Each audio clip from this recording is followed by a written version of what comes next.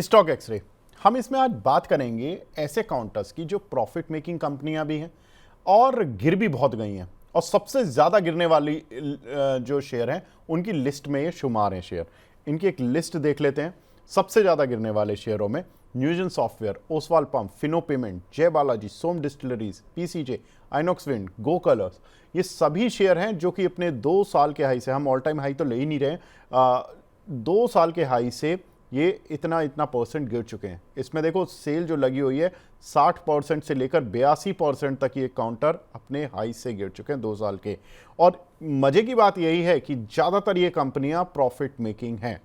अब इसमें यह देखना होगा कि एक इंसान, आम आदमी जो सोचता है कि मेरी कंपनी प्रॉफिट भी कमा रही है, ईपीएस भी है, फिर भी गिरता जा रहा है, रुक क्यों नहीं रहा, तो इसका जरा जवाब लेते हैं। कहाँ रुकेंगे और किस में बाय करना और किससे अभी भी दूर रहना है। मैम शुरुआत करते हैं फटाफट से, रैपिड फायर स्पीड रहेगी हमारी इसमें थोड़ा। न्यूजन सॉफ्टवेयर, ये काउंटर 1799 का हाई लगा के अभी 436, ये परसों की क्लोजिंग में ले रहा हूँ, 68% तक गिर चुका है। अभी क्या करें मैम इस काउंटर पर?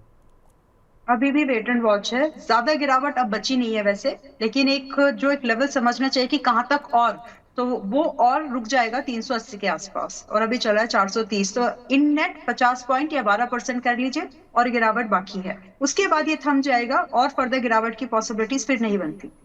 बिल्कुल। वहां अगर मैं चाहे तो इस बाई भी कर सकते हैं। बिल्कुल, अगर देखिए 400 करोड़ का रेवेन्यू कमा रही है कंपनी और 60 से 100 करोड़ रुपए तक का प्रॉफिट पर क्वार्टर कमा रही है। ये मैं ईयर की बात नहीं कर रहा हूँ, पर क्वार्टर की बात कर रहा हूँ। इसको 4 गुना कर लीजिए, करीब करीब 300 करोड़ का प्रॉफिट और 1500 करोड़ का रेवेन्यू, उसके बावजूद हालत काउंटर की ऐसी। ठीक है, अब अगले काउंटर की तरफ बढ़ते हैं। Oswal pump, if I am not wrong ma'am, आपने इस पर बात भी यस, की थी परसों। यस, बाइंग बाई बिल्कुल। दिया है, और बाइंग रेंज में ही है अभी भी। अभी ये 300 रुपये आ गया मैम, और थोड़ा गिर गया। ये 888 रुपये 40 पैसे का इसने हाई लगाया। 65% तो ऑलरेडी गिर चुका है और आज भी गिरा हुआ है। लेकिन मजे की बात यही है कि ये कंपनियां सब प्रॉफिटेबल कंपनियों की बात कर रहा हूं मैं।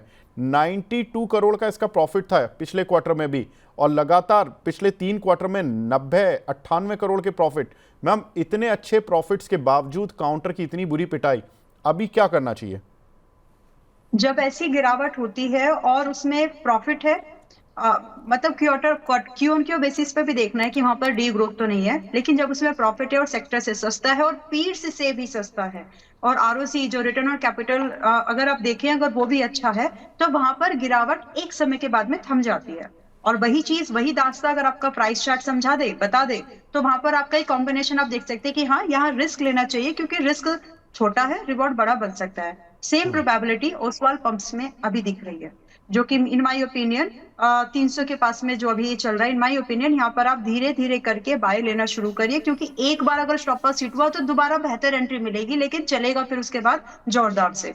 रही बात कि आज बाय करना चाहिए कि नहीं, हाँ, इसको आप अपनी हिट लिस्ट में रखिए, बाय करने की कोशिश करिए। फिलहाल के लिए जो छोटा स्टॉप लॉस है, अब पहले 260 था मुझे यहाँ तक याद आ रहा है, अभी भी वही है। स्टॉप लॉस उतना ही मेंटेन करो, बट पॉसिबिलिटीज अपसाइड जो है वो 345-50 should be the first target range, and दूसरा टारगेट के लगभग आप 380 का आराम से वेट कर सकते हैं।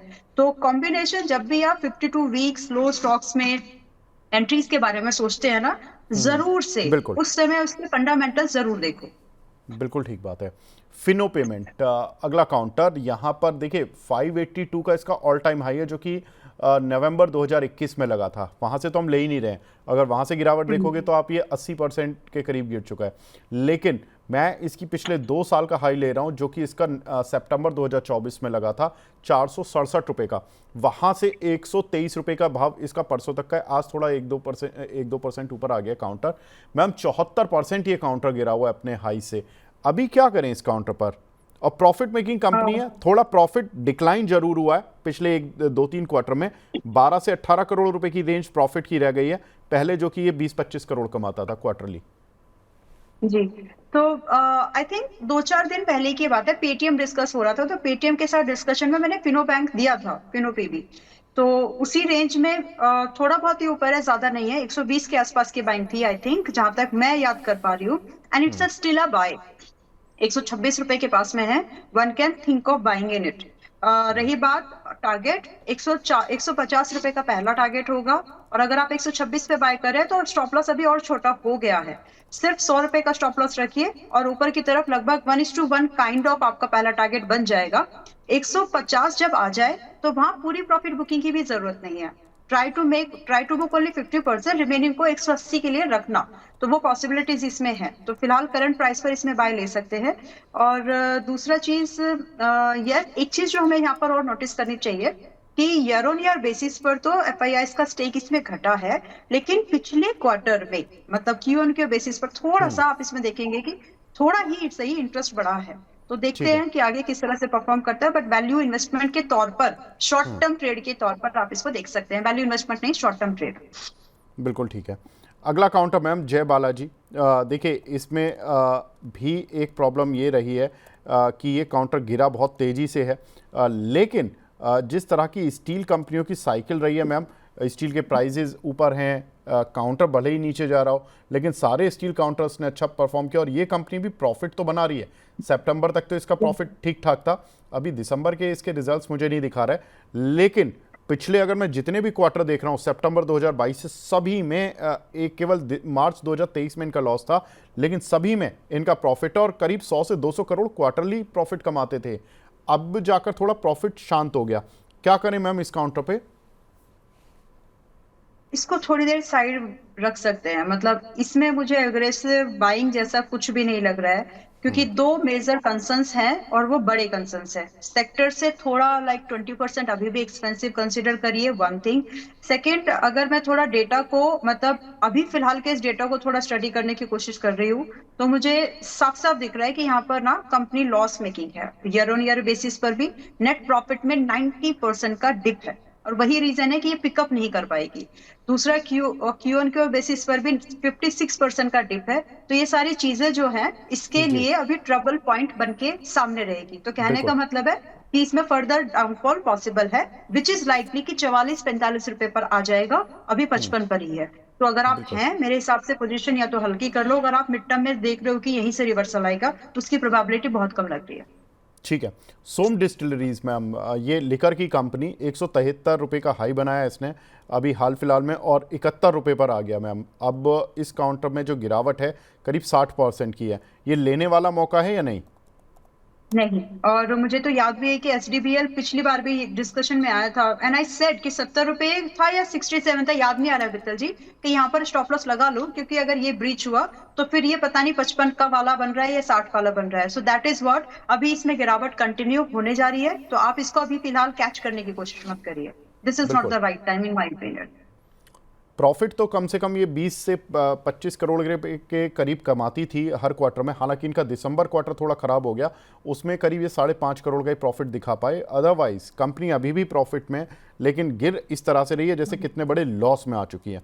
यही इस उसका मार्केट की। कारण उसका जी कारण आई थिंक मुझे जो दिख रहा है कि quarter Q on Q basis पर 71% से ज्यादा का डिक्लाइन है नेट प्रॉफिट जी में, नेट बिल्कुल प्रॉफिट मैम। में। और ईयर ऑन ईयर बेसिस पे 74% से ज्यादा का डिक्लाइन है।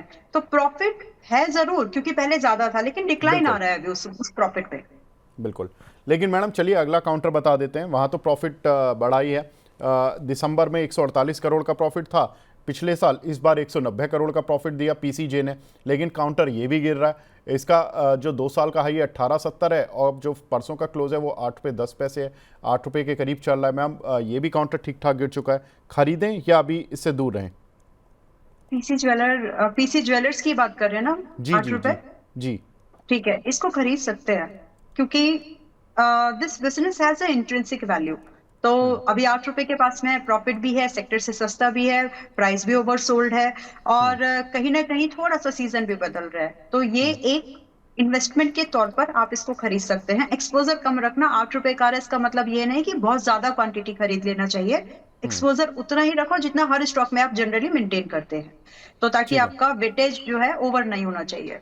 रही बात बिल्कुल ठीक है। पॉसिबल टारगेट, तो कहीं ना कहीं अगर आप ट्रेड के हिसाब से देखेंगे तो सिर्फ आपको 9 रुपए का टारगेट चेज करना चाहिए। But if you are no targeting for an investment point of view, तो 10 रुपए से लेकर के 14 रुपए की एक्सपेक्टेशन आप रख सकते हैं। दैट मीन्स एक टर्न अराउंड स्टोरी इसमें क्रिएट हो सकती है। Now what should be the stop loss? 7.20, 7 रुपए 20 पैसे का stop loss is more than enough for this. ठीक है। आइनॉक्स विंड मैम, दिसंबर में 110 करोड़ का प्रॉफिट था पिछले साल, अब की बार 127 करोड़ का प्रॉफिट दिखाया वाई में, यानी कि करीब 15% की ग्रोथ। क्यू ऑन क्यू में प्रॉफिट में करीब 4-5% की ग्रोथ, 127 करोड़ का प्रॉफिट एक क्वार्टर में है। उसके बावजूद काउंटर की ये हश्र की ये पिटता जा रहा है। मैम क्या करें, सेल लगी हुई है क्या? इसमें तो सेलर ये डिजर्व नहीं करता था इतनी पिटाई की। मतलब बहुत समय लगा मार्केट को ये समझने के लिए कि आइनॉक्स विंड या सुजलोन गिर क्यों रहे हैं।